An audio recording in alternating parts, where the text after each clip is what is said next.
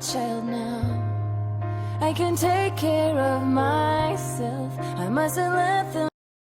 Hello everyone and welcome to my review of Peter Pan Return to Neverland. Yeah, the sequel to the original Disney animated film. This one is also animated. It's a straight to DVD sequel, so it was never theatrically released in the cinema. So yeah, continuing the Peter Pan reviews, just to complete the reviews really. I'm going to be reviewing Hook as well after this. So, Return to Neverland. The basic story is that it's set during World War I believe? It's either that or World War II, one of them. I can't remember, I think it's World War I, probably. No, actually it can't be, it's World War II, sorry. So it's set during World War II, and Wendy, it focuses on Wendy's children, well, specifically her daughter, Jane, and Wendy's husband gets sent off to fight in the war, and Jane is this kind of mature young girl. She's sort of like, she doesn't believe in all of these Peter Pan stories that her mother is telling her brother, and they're going through a rough time. The war's going on, and they're about to be evacuated, and the kids and Wendy finds that hard to deal with. And Jane refuses to believe in Peter Pan, and little does she know, when she's whisked away off to Neverland, the Hook and the pirates capture her and take her off to Neverland, thinking she's Wendy, and Peter saves her, and then Jane makes a desperate attempt to get home, but in doing so she says she doesn't believe in fairies, causing Tinkerbell to stop dying, and then Peter wants to make Jane a lost girl, so they want to make her believe in fairies to save Tinkerbell, and then Jane does a deal with Hook in which she to get her home, she promises to show him to the buried treasure from which was stolen from him. Big plot. Actually quite a lot to explain. Also, instead of the crocodile this time, we have the octopus that's after Hook, for some reason. So, yeah, quite a beefy explanation of the plot. Return to Neverland. Now, this is a straight-to-DVD sequel, so I don't imagine many people would have seen this film, but if you have, then welcome along. This film is actually not bad. I'm surprised, actually, considering how bad these straight-to-DVD sequels tend to be. With Peter Pan, obviously, the original story is a classic, and the Disney version, the original 1953 animated one, is, well, arguably one of the best animated films ever made. So the expectation to make a sequel was never really.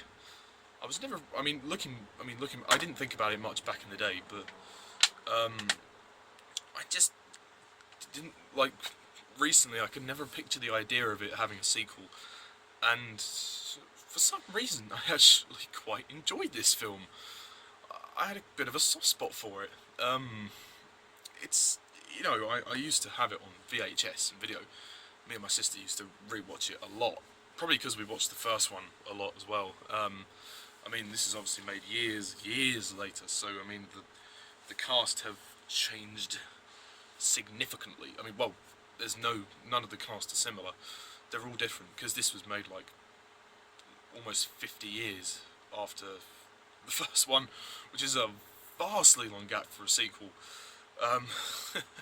So yeah, but I actually surprisingly didn't mind it. It was quite good for what it was. I mean, because usually as I've said, usually the sequels tend to be crap. But for one thing, let's get down into it. The characters, obviously, the film is called Peter Pan Returns to Neverland, but essentially the film's main character is Jane. They focus on Jane, who's Wendy's daughter, and yeah, for the most part, she's quite good. I like her emotional storyline in that her father's off to the war. She doesn't get along with her brother very well, and her mother, she just refuses to believe in all of this fantasy malarkey, and she just feels like she's at a point where, you know, she doesn't know what to do, and she's kind of surrounded by all of this nonsense from her mother and brother, and she just wants her father back. She has that longing to have her father back. She wants to. She's at a bit of a midlife crisis. Let's just say that she's having a crisis. She's emotionally stressed, and yeah, also knowing that she's going to be evacuated soon as well. She's actually quite a mature person, so trying to deal with all of this is not easy for her. I mean, at the same time, she's a bit of a pushover. You know, she's very controlling, kind of a bit bossy at first. She doesn't really have much consideration, which is essentially, I suppose, why she's whisked away off to Neverland to become a better person. Which is, I suppose, the the moral of the story is that, you know, you can be as mature as you want, but you still got to know when to have fun, and that's the beauty of this. This is actually what I quite like about this film. It's actually quite sweet in the sense that it, you know, with Jane, it tries to dwell on that, and tries to make her a better person, and it tries to make us see that we don't always have to be very serious all the time. We can have a bit of fun. We can let loose. We can go on. We can have our adventures, our fun times.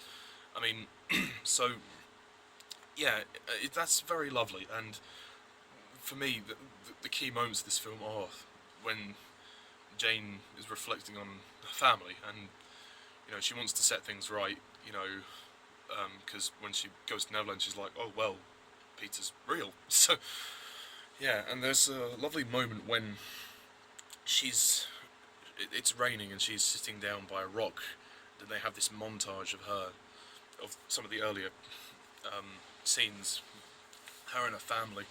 And it's quite poignant actually. It's quite poignant, and the music to go with it is fantastic.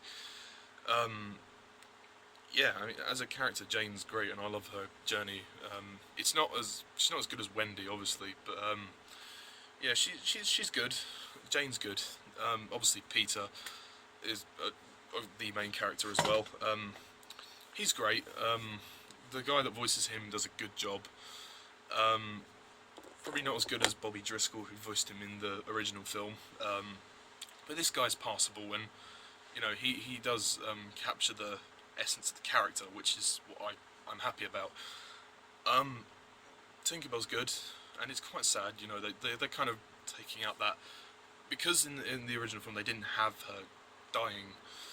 They used it in this film, which I suppose is quite interesting, quite sad. I mean, they don't dwell on it too much, but yeah, it is a bit sad. I mean, but you know, she comes back to life shortly after, so you know, the moment's kind of squandered really. The Lost Boys, yeah, they're good, they're fun.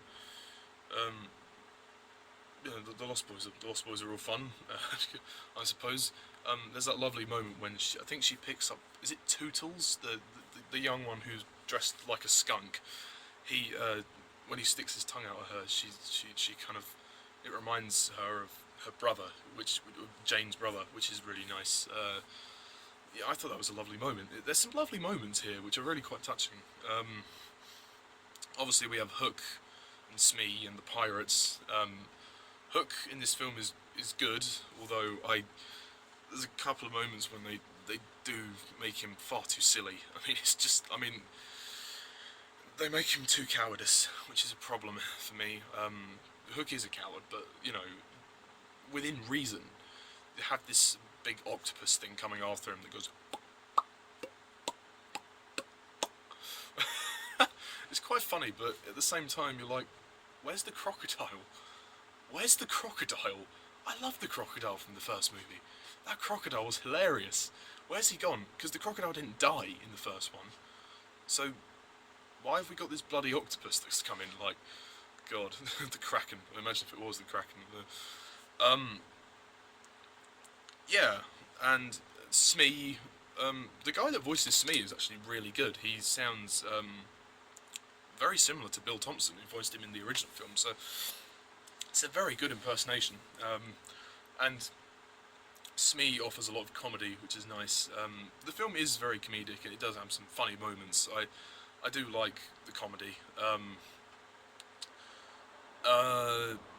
can't think of any individual moments that were very funny. I mean, there's a couple of obviously slapstick moments for kids, but mainly the comedy that I laughed at came from Hook, Smee and the Pirates. There was one moment when, towards the end of the film on the pirate ship, where Peter says, "Be brave, lads, don't let them see you cry," and they all just, they're tied to the mast and they all go around to the other side and they just start crying. I thought that was quite funny.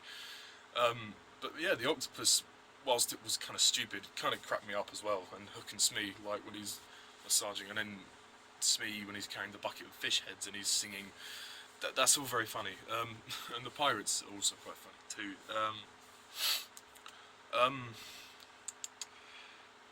I mean, it's not a very long film. It's only like, it's 1 hour 10 minutes, so it's very short, but it is good. I mean, it's a lot of fun. It's nothing.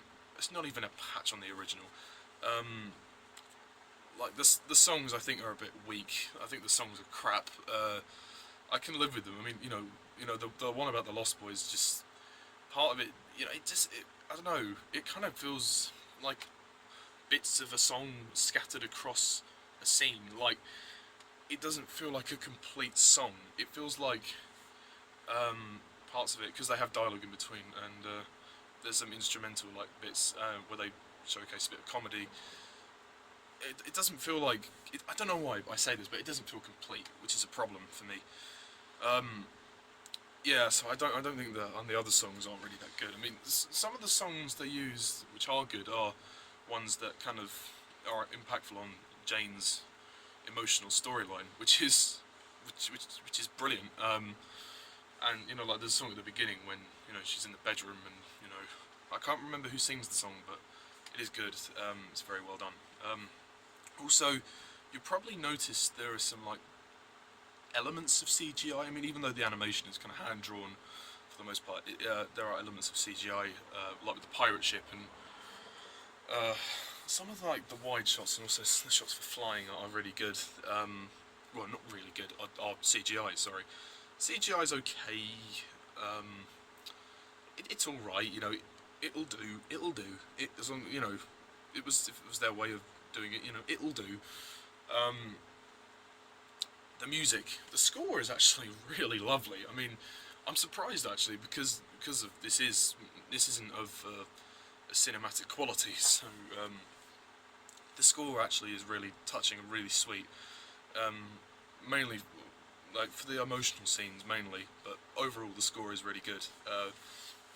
Like the scenes when Peter's flying are lovely, and a very nice scene, which is a very nostalgic moment for me anyway, is the very end of the film when Peter sees Wendy again and she's all grown up. That was a very emotional scene. I really liked that. It was just a simple moment, and it was a nice tip of the hat to the original. So at least this film respects the original. I mean, it does respect the original. I mean, even though it does feel a bit silly at times and just doesn't really feel like a Peter Pan film.